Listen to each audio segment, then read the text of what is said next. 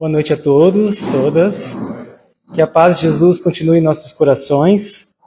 Hoje eu trouxe esse tema, que é aprender a perdoar, como um desafio para todos nós, dentro desse objetivo.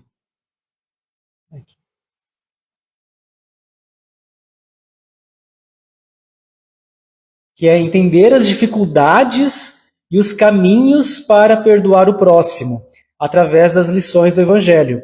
A gente aqui sabe, nas nossas próprias experiências ao longo da vida, que nem sempre é fácil, diante de uma agressão, de uma ofensa, de uma trapaça, de uma traição, a gente ter essa capacidade imediata de perdoar o próximo, né? Que é a grande lição que Jesus trouxe. Jesus, entre outras situações, entre outros ensinamentos, um dos ensinamentos mais revolucionários da época, mesmo diante da filosofia grega que se estabelecia na época, dos conhecimentos judaicos da sua época, e de até hoje, né, que nós sabemos, que nós temos notícias, ele ensinando a perdoar, né, o próximo, ensinando a amar os inimigos, foi uma mensagem de revolução que até hoje nós nos esforçamos para atingir. Então, como atingir isso? A gente vai se basear em algumas obras da doutrina espírita, o Evangelho segundo o Espiritismo, o Céu e o Inferno, o Livro dos Espíritos, e alguns conhecimentos, umas pinceladas, né, da própria psicologia. Quando a gente vê, então, uma situação na televisão, né, ou uma cena mesmo que a gente acaba presenciando, alguém nos relata uma história de agressão, é natural que nós, olhando em uma situação de terceiros, que a gente tome um partido. Geralmente a gente toma um partido da vítima, né? O nosso senso de justiça fica do lado da vítima, querendo que o agressor seja punido, condenado. Isso é algo espontâneo, até por uma questão de instinto de defesa nosso, né? Nas nossas emoções, que vêm por seu lado, dos nossos instintos de conservação, a gente acaba querendo defender a vítima e querendo agredir o agressor, revidar, né? É a sensação da vingança, né? O próprio Emmanuel nos diz que hoje a nossa justiça ainda cheira a vingança, né? Uma mensagem, uma frase de Emmanuel. E o que acontece no passar do tempo é que às vezes os papéis se invertem ao longo do tempo, justamente por essa sensação de vingança. Muitas vezes aquele que era vítima no passado acaba ocupando o papel de agressor. E aí persegue outras vítimas ou o próprio agressor inicial. Então, esse ciclo, nós espíritas que entendemos a imortalidade da alma e a lei das reencarnações, a gente sabe que esse ciclo pode se perpetuar por muitos anos ou muitos séculos. E esses papéis se invertem de tal forma, de uma maneira tão cíclica, e nós sustentamos isso por tantos anos, tantos séculos, que às vezes a gente nem sabe quem foi o agressor inicial. Porque provavelmente o agressor de hoje ele foi vítima no passado de alguém. Então é um ciclo vicioso de agressão e vingança, né? O que é confuso na hora de analisar. A visão espírita sobre esse assunto é trazida de uma maneira mais racional, para a gente entender de uma maneira racional esses acontecimentos e, claro, nos ajudar, nos instrumentalizar para nós mesmos diante de uma situação de agressão. Então, na visão espírita, isso está lá no Código Penal da Vida Futura, Céu e Inferno, capítulo 7º, né? É um capítulo muito interessante nas obras básicas, né? No Pentateuco Kardeciano. Uma das lições que a gente aprende lá é que nós somos julgados, cada um de nós, seja agressor ou vítima, somos julgados pela intenção daquele ato e não exatamente pelo resultado da ação. Então, se eu tenho vontade de agredir alguém, se eu não conseguir agredir por alguma circunstância, eu tenho a mesma responsabilidade como se eu tivesse, de fato, agredido. Por outro lado, se a minha intenção não era aquela, né, e aconteceu uma agressão, eu vou ser julgado pela minha intenção e não pelo resultado daquilo que aconteceu. Cada intenção, então, e seu resultado, a sua ação, boa ou má, sempre fica registrada na nossa consciência e gera consequências, porque eu estou bagunçando as leis do universo, as leis da natureza. Eu vou lá, ultrapasso os limites estabelecidos por elas e acabo sofrendo as consequências, as reações daqueles meus abusos, daquela minha tribulação que eu provoquei. E isso fica registrado dentro da minha consciência. Então, na verdade, eu não preciso de nem testemunha e nem de juiz, porque o meu juiz é a minha própria consciência. Não preciso de um juízo final, por exemplo, como se acredita em outras religiões, né? De alguém vir e julgar a mim. Eu estou constantemente registrando esses atos dentro da minha consciência e isso vai ser cobrado mais cedo ou mais tarde. E aí, sim, quanto maior o meu saber, quanto maior o meu conhecimento do assunto, maior a minha responsabilidade. Então, se uma pessoa agride o outro sem saber que está agredindo, por uma circunstância, por um instinto, por uma situação de fome, de se sentir ameaçado, acaba agredindo um terceiro, ele tem a sua responsabilidade. Mas se o outro planeja agredir o próximo, planeja com requinte de crueldade, sabendo as consequências dos seus atos, inclusive as consequências morais, e comete o crime, é completamente diferente diante da justiça de Deus, que na verdade está dentro da nossa própria consciência. Então, a nossa primeira discussão é qual que é a intenção real do agressor? Porque na primeira situação aqui, no nosso esquema, né, às vezes a intenção era muito intensa, era realmente muito forte de agredir o outro. Mas, por circunstâncias, como a gente falou, isso pode ser atenuado e chega lá na vítima, né, uma situação bem mais amena do que se foi planejado pelo agressor. E vice-versa. Pode acontecer numa outra situação de ele ter uma intenção bem fugaz ou inocente, vamos dizer assim, e a consequência é muito mais desastrosa do que se imaginava, né?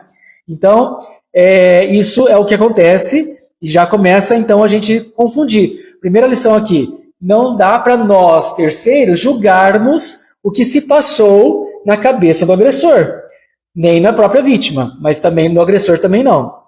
Essa é a primeira lição que a gente tem que aprender. Continuando, então, as lições lá do Código Penal da Vida Futura, agora olhando para a vítima. O resultado da ação, ou seja, o impacto daquela agressão, depende da necessidade evolutiva da vítima e não da intenção do agressor.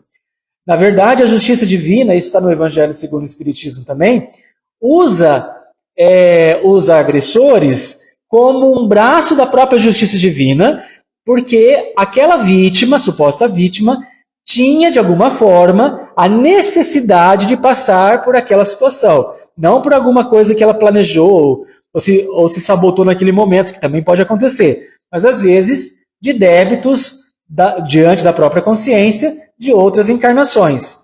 Então, ela está exposta naquele momento de acordo com a sua necessidade evolutiva. Não isentando a responsabilidade do agressor, é claro. Não significa, a gente está separando, né, o lado da vítima e o lado do agressor. A gente vai rever isso. E talvez a lição mais importante desse Código Penal da Vida Futura é que tanto o agressor como a própria vítima só vai sair dessa situação, só vai sair desse ciclo vicioso de agressão e ser agredido quando houver um arrependimento real, um despertar da consciência, entender realmente que não faz sentido mais continuar com esse ciclo. E vivenciar as consequências, que a gente chama de expiação, né, os sofrimentos provocados pela sua própria ação, dentro da lei de ação e reação, e daí sim reparar o que ele fez. Então, se eu chegar aqui na casa espírita e derrubar uma cadeira, seja com uma intenção boa, uma intenção ruim, e acabo derrubando a cadeira, eu posso pedir desculpas, né? Olha, senhor André, desculpa. Cadê o André? Desculpa, derrubei essa cadeira. Mas, tudo bem, pedi desculpas. Mas vou lá, para reparar completamente, eu preciso pôr a cadeira no lugar, né? Então, a mesma coisa acontece na justiça divina. A gente só se liberta desse ciclo de agressão em vítima quando a gente realmente repara, e de preferência com a mesma pessoa que eu agredi. A gente repara aquele mal que eu causei, né? Nessa relação de vítima e agressor. Então, de novo, né, no nosso esquema, a intenção do agressor é o que conta no seu próprio julgamento dentro da própria consciência, e a ação, o impacto da dor, do sofrimento causado pelo agressor vai depender mais da necessidade evolutiva da vítima do que da intenção do agressor. Porque forças externas da natureza, e existem vários mecanismos interessantes, né, da justiça divina para isso, vão atenuando ou aumentando a intenção dessa agressão de acordo com a necessidade evolutiva. Mas o que interessa aqui é a gente realmente separar, né, que a gente entenda que a gente tem que separar a vítima do agressor ou a vítima da agressão, né? A agressão em si tem mais a ver com a necessidade evolutiva da vítima, mas sem isentar a responsabilidade do agressor, que por sua vez será julgado pela sua própria intenção, que também não consigo eu de fora julgar, né? É ele próprio, dentro da própria consciência dele, que será julgado. O fato é que nesse ciclo que pode se perpetuar por muito tempo, tanto o agressor como a vítima, elas estão visivelmente em sofrimento, né? A sensação, o sentimento que a pessoa carrega de agressividade constante, que pensa na vítima, né? Ou pensa no agressor, constantemente ao longo do dia, acorda pensando na pessoa, dorme pensando na pessoa, né? Aquela sensação de vingança que não esgota, que a pessoa persegue por muito tempo, né? Ou aquela mágoa, aquele rancor que ela carrega, né? Aquele ressentimento que ela carrega por se sentir ofendido, é, na verdade, uma grande prisão para a mente humana, uma prisão para a alma humana, né? Como a gente viu, que pode se perpetuar até através das reencarnações. E essa prisão é realmente uma interrupção do processo evolutivo que todos nós estamos submetidos, né? Dentro da nossa lei do progresso, do nosso crescimento moral, intelectual, da nossa vontade de aprender, da nossa vontade, da nossa alegria de viver, de querer conhecer novas pessoas, querer conhecer novos lugares, de crescer espiritualmente, intelectualmente, aprender coisas novas. Tudo isso que é natural, é dentro da lei do progresso, dentro de nós, essa alegria, essa motivação de viver fica bloqueada, anestesiada, interrompida de uma maneira até um grande mal-estar, né, carregado de mal-estar por esses sentimentos de agressividade, vingança, mágoa e rancor. Então, o alerta é esse, que há tanta pessoa que quer se vingar, a vítima, né, que quer se vingar, como o agressor que ainda está perpetuando esse ciclo, se ficam presos nessa situação. E Jesus, então, traz como alerta, né, nisso, ensinando aos seus apóstolos na época, aos seus discípulos: não julgueis para não ser julgados. Ou seja, se a gente também entrar nesse ciclo, né, de julgar e querer condenar, aqui no sentido de condenar o outro, perseguir o outro, a gente também vai ser perseguido, né? Naturalmente a gente vai ser perseguido e nós também vamos entrar nessa prisão que a gente falou. Por quê? Com o juízo que julgais, sereis julgados, e com a medida que medis, vos medirão a vós. Porque está dentro da nossa consciência. Se está dentro da nossa consciência, é automático. À medida que eu vou lá, me sinto ofendido, me sinto agredido, por mais que seja imaginário na minha cabeça, que é pior ainda, né? Às vezes nem aconteceu nada comigo, mas aí eu imagino que alguém me ofendeu. Hoje a gente está no mundo, fazendo um parênteses, né? Que a gente está no mundo em que tudo gira em torno das redes sociais, do Instagram, tudo, né? Então a gente fica muito apegado à imagem, então a gente fica muito no mundo, nosso mundo imaginário, que tudo está nos ofendendo, tudo está nos agredindo. Então é pior ainda, né? Não é nem, às vezes nem aconteceu uma agressão de fato. Às vezes a gente se sente ressentido porque a gente se frustra por não ser correspondido de alguma coisa da nossa expectativa. De qualquer forma, eu crio aquele ressentimento dentro de mim e automaticamente eu caio no sofrimento. Minha própria consciência vai me martirizando, né? Porque eu não resolvi aquele problema com aquele agressor. Então, por isso que ele não julgueis para não ser julgados, que a gente vai ser medido na mesma medida que eu medi o outro, né? Ao contrário, reconciliai-vos o mais depressa possível com o vosso adversário, inclusive enquanto estáis com ele, que é muito melhor, mais honrado, eu reparar o mal que eu fiz com aquela pessoa, né? Diretamente com ela, quando estar a caminho, para que ele não vos entregue ao juiz, o juiz não vos entregue ao ministro da justiça, e não sejais metido em prisão. Ou seja, se eu não resolver isso logo, pode crescer sim o sentimento de vingança do meu adversário, ao mesmo tempo que isso vai alimentando dentro de mim esse ódio essa vingança que vai destruindo as minhas possibilidades de crescimento espiritual, né? A gente vai ficar preso novamente. Então, o caminho para perdoar, o caminho do perdão, né? Se não perdoardes aos homens enquanto você tem ofendido, vosso Pai Celestial não vos perdoará os pecados. De novo, não é Deus exatamente que vai nos perdoar ou não, né? Nossos pecados. É dentro da nossa consciência. A nossa libertação de tudo isso é quando a gente aprender a perdoar. Então, essa é a mensagem principal. Bem-aventurados os misericordiosos, porque eles alcançarão misericórdia. Ou seja, agora é ao contrário. Se eu conseguir entrar no estado de misericórdia, depois a gente vai ver lá, no estado de indulgência, eu consigo ficar no estado muito mais leve, muito menos irritado, muito menos ansioso, com muito menos transtornos mentais, e consigo progredir novamente, consigo alcançar a misericórdia novamente, a nossa paz, né? Agora, vem a pergunta, por que é tão difícil? Se é meio que automático, é quase uma escolha sofrer, né? Eu estou escolhendo sofrer, alimentando esse sentimento de vingança, de ressentido. Por que é tão difícil me libertar disso? Né? Por que eu não esqueço logo o meu agressor e toco para frente, né? Às vezes é fácil. Às vezes todo mundo, sair daqui já vou esquecer minhas agressões. Tudo bem. Mas não é para todo mundo, né? Às vezes fica aquela mágoa, aquele ressentimento. Por quê? Nada mais é do que um fenômeno que acontece, que concorre com a nossa consciência, que é o nosso próprio orgulho. E volta às redes sociais, o nosso narcisismo nas redes sociais.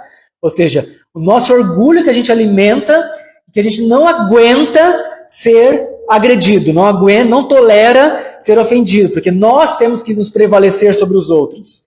Nós não reconhecemos o outro como tendo direitos igual a mim. Então eu tenho que ser melhor do que os outros, no meu orgulho, e portanto não tolero eu ser ofendido, não tolero ser passado para trás. Né? Diante disso, né, eu vou trazer aqui alguns entendimentos da psicologia, até para nos ajudar a entender essas relações que acontecem entre nós. Né? Existe um autor, que é o Carper, né, dentro da psicologia da análise transacional, do Eric Berner, que ele traz uma análise muito interessante sobre as relações humanas.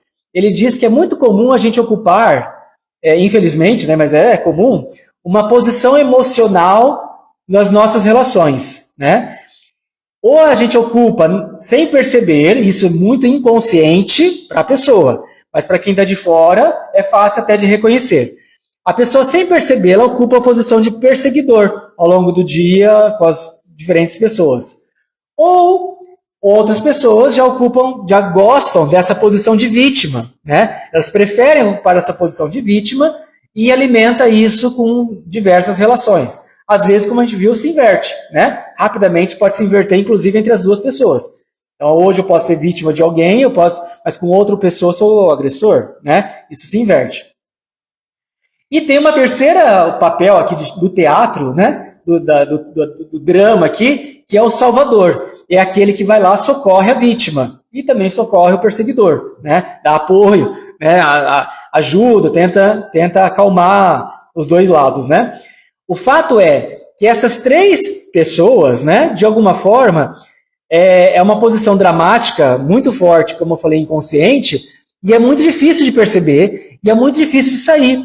Por quê? Apesar de todo mundo estar aí meio que sofrendo, né? Ou aparentemente sofrendo, ou intrinsecamente sofrendo, elas têm alguns ganhos. E o ganho maior dessas três pessoas, né, dos três papéis, é justamente me isentar das minhas responsabilidades. Eu não lidar com os meus problemas. Eu prefiro culpar o outro, né, dentro do meu orgulho, do meu narcisismo. Então vamos lá entender. Até aqui eu vou fazer um exercício, né, dessa posição da vítima, do perseguidor, do salvador.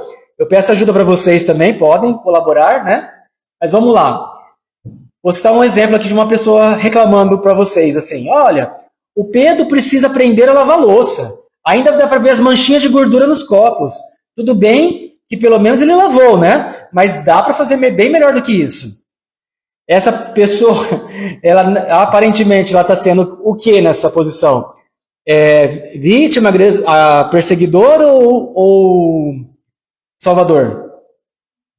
Perseguidor. Está perseguindo o pobre do Pedro lá, né? Pedro ajudou, não sei a intenção do Pedro, o que ele fez lá, mas eu fico lá espizinhando o Pedro. Nada tá bom. É aquela pessoa que sempre está reclamando, nada tá bom, aquela pessoa azeda, né?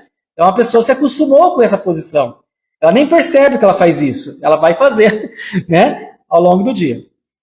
Não vou deixar a Roberta levar a culpa. Ela é muito inexperiente. Tá certo que ela errou, mas o cliente também não foi muito claro com o pedido. Eu vou interferir lá no chefia para ela não ser injustiçada. Qual que é essa posição? Salvador. Né? Aí qual que é a questão do Salvador? Até a gente pode falar, mas o Salvador é altruísta. Mas nesse caso, a gente entende o Salvador nesse triângulo dramático no sentido de que ela está também deixando de lado os seus próprios problemas, né, que tem que ser resolvido, para tentar salvar o outro. Né? Aquela pessoa que quer salvar todo mundo, mas não olha para os próprios defeitos, os próprios problemas. Né? Não quer dizer que está errado ela ajudar a Roberta lá, mas é que é o foco dela esquecendo das próprias responsabilidades. Né? Estou cansada de tanto trabalhar, estou sobrecarregado, não vou dar conta. Tenho que fazer comida, limpar a casa, arrumar os quartos, lavar e passar a roupa. E não vai dar tempo. E é tudo eu aqui na casa, ninguém me ajuda em nada. Queria fazer minhas coisas pessoais e não consigo. É a vítima. Tem gente que é o dia inteiro falando isso, toda hora. A primeira coisa que a gente conversa, bom dia. Aí já começa essas mensagens desse tipo, né? É o dia inteiro falando isso lá nas redes sociais ou pessoalmente, né? A gente vê, inclusive, ainda dá para reconhecer isso, é posição de vítima, né? De novo, sem perceber ela faz isso, mas ela está tão acostumada com esse papel e ela tem ganhos. Qual que é o ganho da vítima? Ela ganha atenção, ela ganha, olha, coitadinha, vamos lá ajudar então, né? Pelo menos vamos colaborar, tal, né? Claro que ela está pedindo ajuda, socorro, tem que pedir às vezes, né? Mas toda hora, todo momento, sem fazer nada, ela vai, de novo, adiando os seus problemas, as suas responsabilidades, pedindo ajuda para o outro. Incrível a falta de comprometimento das pessoas aqui na comunidade. Ninguém assume nada. Quando vem, ficam só um pouquinho e deixam o trabalho para os dedicados fazerem. Perseguidor, tá? Todo mundo errado, né? Só eu tô certo e tal. Ninguém vem me visitar. Meus filhos se esquecem de mim e nem me deixam ver meus netos. Bando de ingratos. Depois não querem que eu fique doente, né? Qual que é essa posição? É a vítima, né? Muito comum também. E aí que tá, olha a autossabotagem. A pessoa está reclamando de que ninguém vem visitar, mas se ela sempre está nessa postura de vítima, não é uma postura que agrada, né? Não é uma postura simpática. Ela já dá uma patada antes de começar a conversa. Então, é uma situação que ela alimenta e só piora a situação, né? Ela não vai melhorar, não é reclamar que vai ajudar. Vai só piorar. Vou dar os conselhos para a Joaquina. Ela sofre demais com os namorados que ela arruma. Ela é bonita, inteligente, esperta, tem que se valorizar mais, merece coisa melhor. Aqui em Salvador, né? Tentando ajudar a Joaquina, salvando a Joaquina dos namorados, né? Mas é isso, né? Então sempre está desfocando a própria responsabilidade. Então por que é tão viciante esses papéis? Primeiro que a gente afrouxa a nossa razão. A gente sem perceber, são frases prontas, né, que a gente vai falando, repetindo, sem parar para raciocinar o que está acontecendo. Então, acontece uma agressão, acontece uma situação, uma injustiça que eu estou vendo. Ligo o meu modo vítima, né? Ou ligo o meu modo salvador, ou ligo o meu modo perseguidor. Pronto, resolvi o problema, sem precisar usar o meu raciocínio, a minha lógica naquele momento. E nós, da doutrina espírita, nós somos a doutrina da lógica, né? Allan Kardec convida sempre nós a termos razão, analisar os fatos. Lembra de como o Espiritismo nasceu, né? Foi analisando os fatos, ele não ligou no modo automático, Allan Kardec, senão a gente não estaria aqui hoje. Então, graças a uma razão, uma lógica, que a gente vai ver que é uma das formas da gente avançar nesse processo. A gente transfere as responsabilidades para as outras pessoas, né? A gente ganha afeto, seja o perseguidor, tal, a vítima principalmente, né? Ganha afeto, ainda que seja negativo, mas ganha o afeto. A gente ativa essas emoções, a gente está acostumado com essas emoções, mesmo de raiva, é quase uma anestesia, uma adrenalina, né? Que a pessoa está viciada naquela adrenalina. E retroalimenta o orgulho, é claro, né? Por isso que lá no Livro dos Espíritos, quando Kardec estuda as paixões e os vícios, os espíritos respondem para Allan Kardec que eles até querem nós, né, espíritos, o drama do espírito é esse, né, de nós, E a gente até quer sair do vício, sair da paixão ou sair desse drama, mas elas estão muito satisfeitas e não podem superar suas paixões, porque nelas se comprazem. E isso é inconsciente. A gente fala, não, eu quero mudar, eu quero parar de ser assim, quero parar de ter o dedo podre e sempre atrair coisa ruim para mim.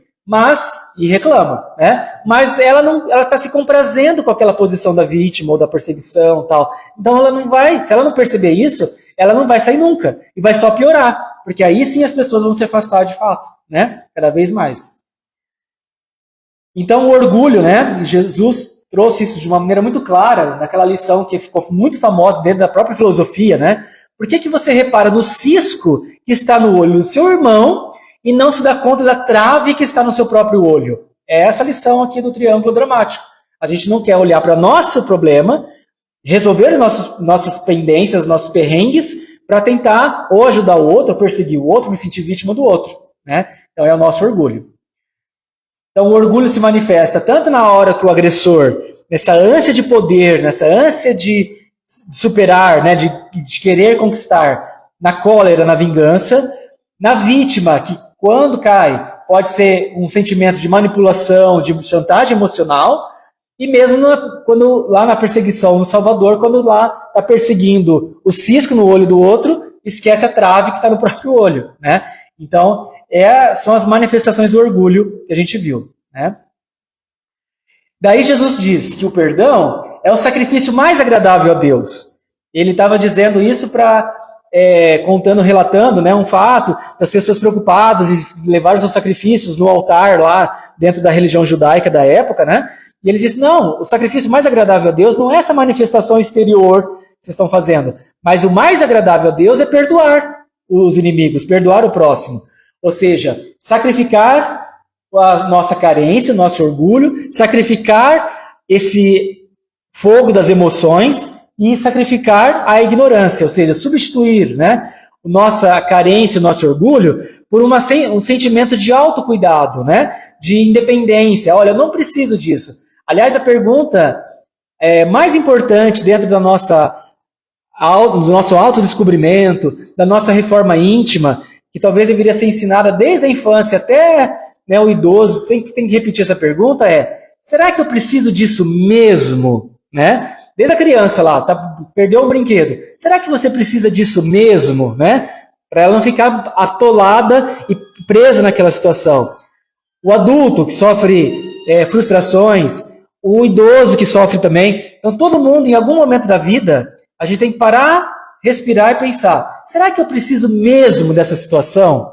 Será que mesmo eu preciso passar por essa situação? Considerando que o Espiritismo me ensina que eu sou um espírito imortal, que tudo isso é passageiro, que nós temos valores, o que mais importa são os nossos valores espirituais que nós carregamos dentro de nós. Será que eu preciso mesmo essa humilhação, essa submissão, essa situação que eu me enrolei com o outro que está sendo vítima ou agressor de mim? Será que eu preciso disso mesmo, né? Isso nas mais diversas circunstâncias. Para ter um autocuidado, para ter a minha independência.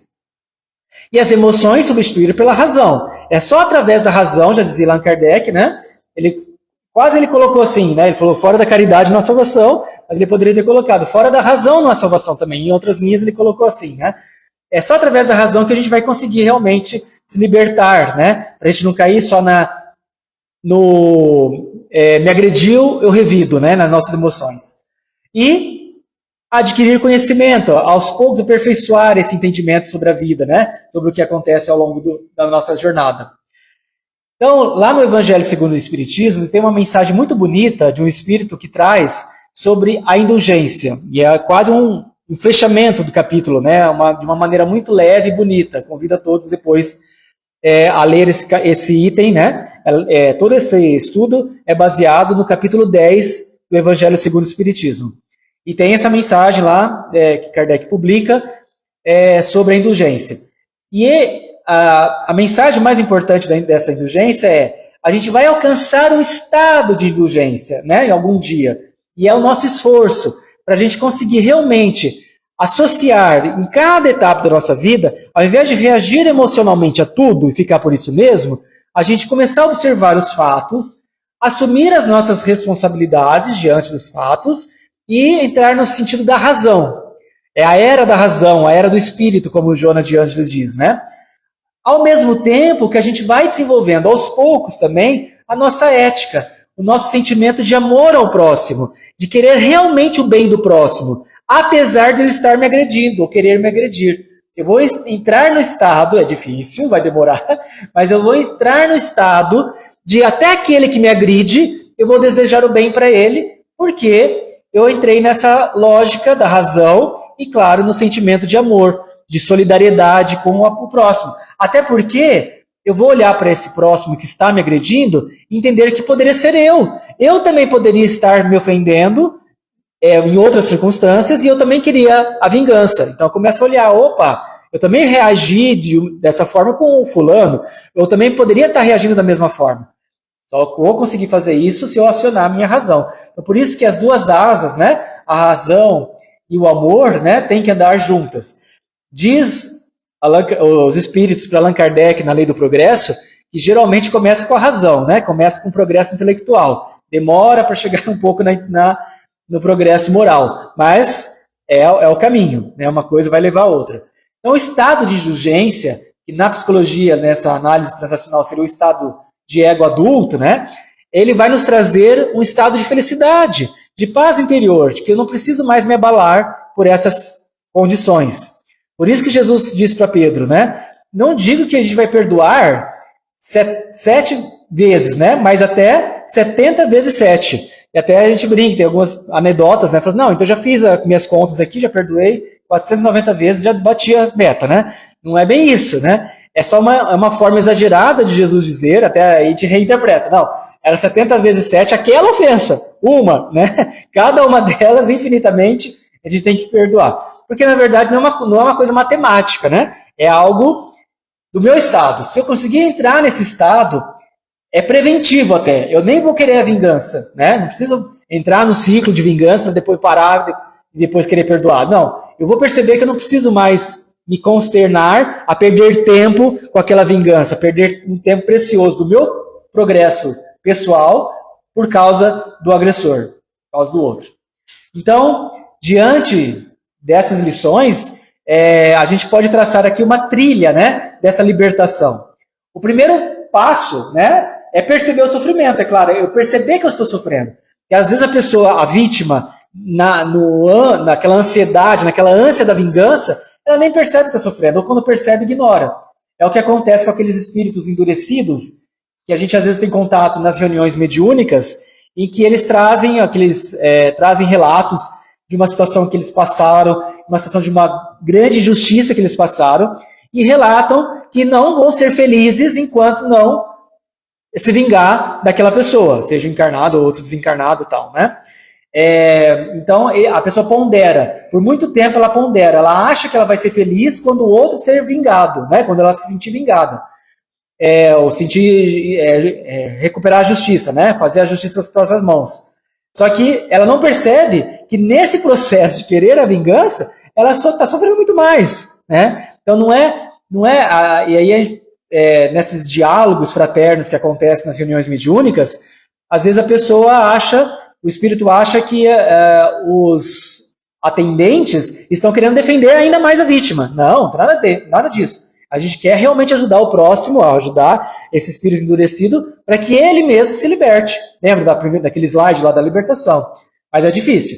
Mas o primeiro passo é perceber que está sofrendo. Muitos já percebem, né? Sabe que fica aquela angústia, aquela mágoa, aquele ressentimento.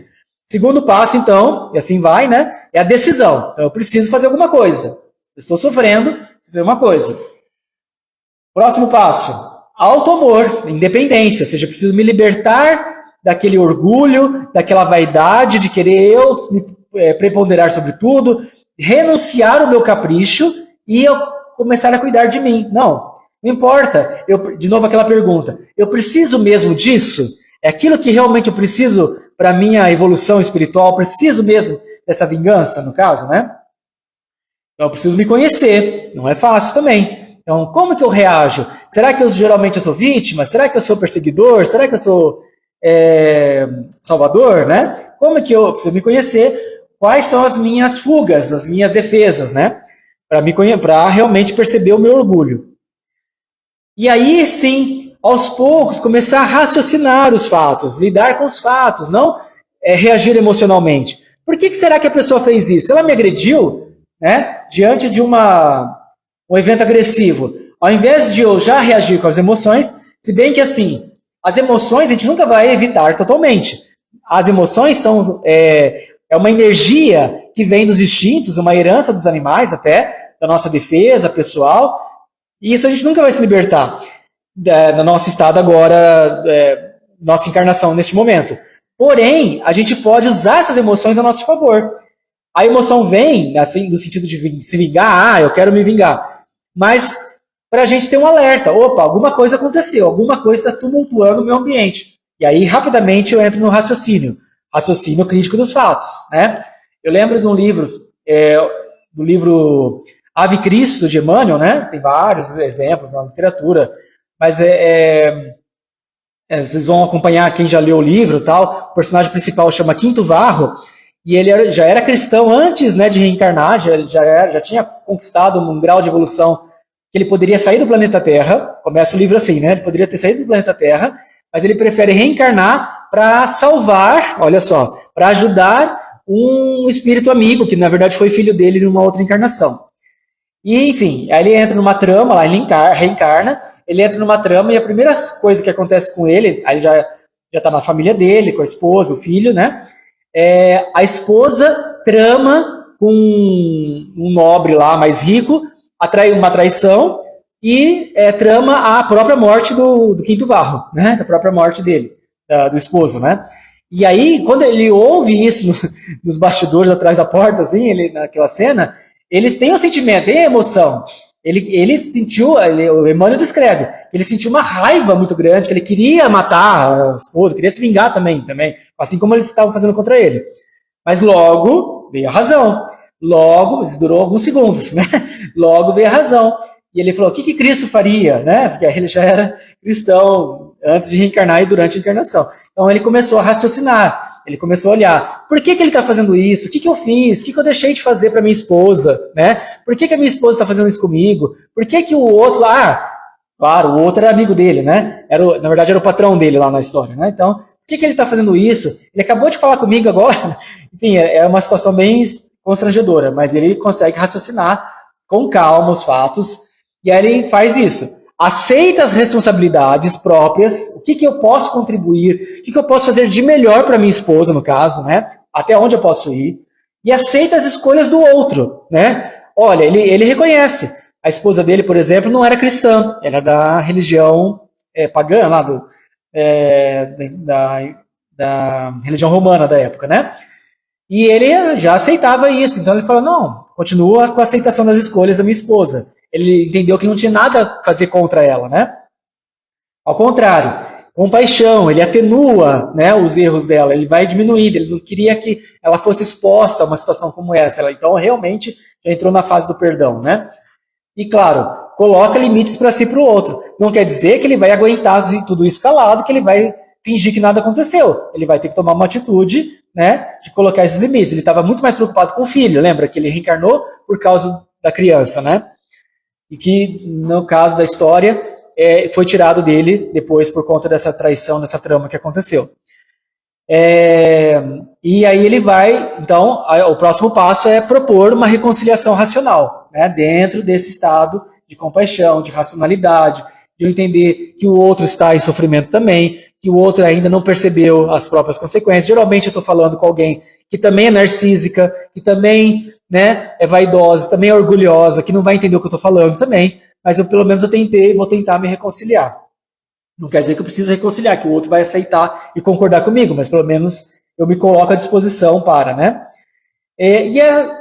Acontecer, né, fazer acontecer essa libertação real, né? Eu realmente me liberto daquela situação, não me incomoda mais, não é uma situação que eu preciso passar mais por isso, porque eu entendo que isso vai bloquear o meu progresso espiritual, meu progresso intelectual, tem muito mais coisa, muito mais importante para fazer na minha vida, então eu deixo isso para lá.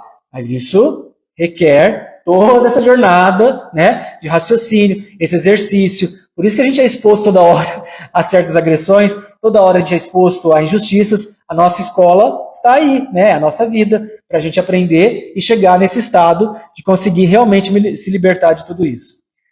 E aprender com a situação. No mínimo, né? Eu vou aprender com a situação. Tudo bem, não resolveu nada. Saiu pior do que começou, assim, beleza. Mas já passou. Se eu aprendi com a situação, pelo menos que se acontecer de novo, né? Como que eu posso fazer melhor da próxima vez? Já é uma lição, né? O que eu posso aprender com esse momento?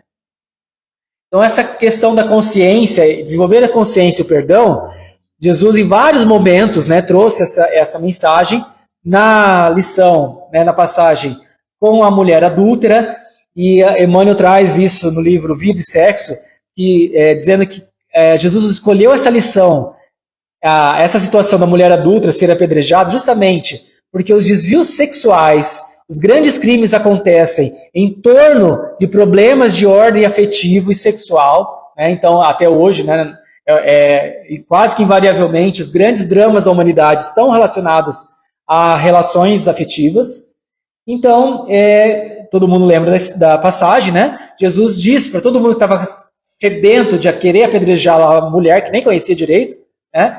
Dizendo assim, aquele que dentre vós está sem pecado, seja o primeiro que atire a pedra, né? Ou seja, de novo, a consciência, né? A autovisão, né? A gente realmente está livre para ficar julgando o outro, para ficar fazendo fofoca, para ficar fazendo intriga. Será que eu estou realmente sem nada de culpa no cartório, dentro da minha consciência, para precisar perseguir o outro, né? Ou para salvar o outro, no caso, né, do movimento lá do Salvador, né? Quando ouviram isso, saíram um a um, a começar pelos mais velhos até os últimos, né? E nisso, Jesus fez um suspense lá, porque ninguém falou nada, né? E ele estava escrevendo na areia, e diz Amélia Rodrigues que ele estava escrevendo palavras dos crimes que as pessoas lá estavam cometendo. Então ele escreveu ladrão, adúltero, né? Traidor, né? Colocando na areia, ele estava escrevendo e os outros vendo, e começou a sair, um a um, né? E aí ficou só ele e a mulher, e ele fala assim, cadê todo mundo, né? Agora ele aproveitou a situação para dar uma lição para a própria mulher, né? Cadê todo mundo? O que aconteceu? Ele deixou ela falar. Não estão mais aqui, tal. Então, nem eu, não vão te condenar? Não. Nem eu vou te condenar. Então, olha só. O importante é que está dentro da sua consciência. Vá e não peques mais. Então, essa é a verdadeira libertação, né? Ele interrompeu o ciclo de vingança de muitas pessoas aí envolvidas, né? Inclusive da própria mulher, né? No ciclo de agressão e de vitimização.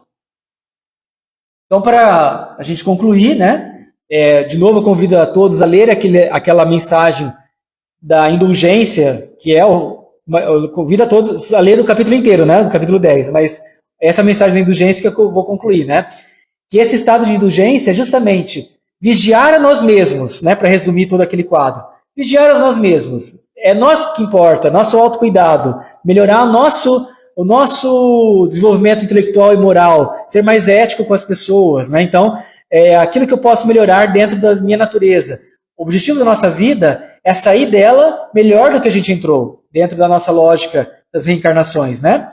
Não se ocupar do erro alheio. De novo, eu não preciso disso, isso vai só bloquear o meu progresso evolutivo.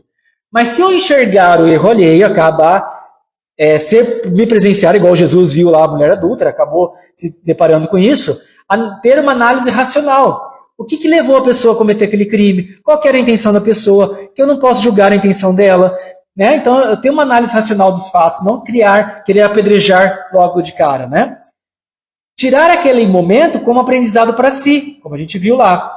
E, se for possível, dentro da minha capacidade, ao contrário, ter uma compaixão suficiente para atenuar aquele mal, não agravar ainda mais, intensificar, irritar mais aquela pessoa, né? Atenuar, ajudar a pessoa a se colocar à disposição, sem ser o espírito de salvador, sem ser o espírito perseguidor. Não, acolher, ajudar, igual Jesus fez.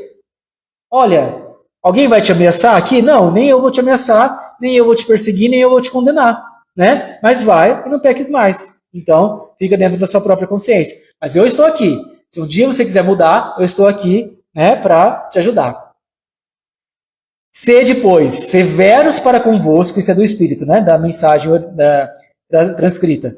Sede, pois, severos para convosco e indulgentes para os outros.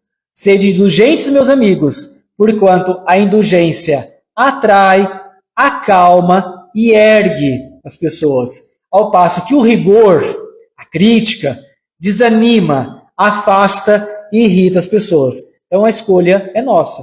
A gente quer ser uma pessoa simpática, né, e que irradia esse sentimento bom, que as pessoas gostam de estar juntas. Não adianta eu ser nem perseguidor, nem vítima, nem salvador. Eu preciso ser indulgente, né? Preciso estar nesse estado de indulgência, porque senão eu vou só desanimar quem está ao meu redor, afastar quem está ao meu redor, ou irritar quem está ao meu redor. Que Jesus, então, ilumine nossos corações e agradeço muito o convite, né, da casa por participar da reunião de estudo.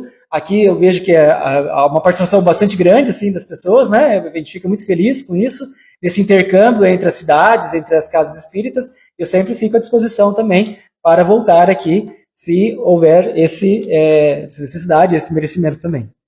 Muito obrigado.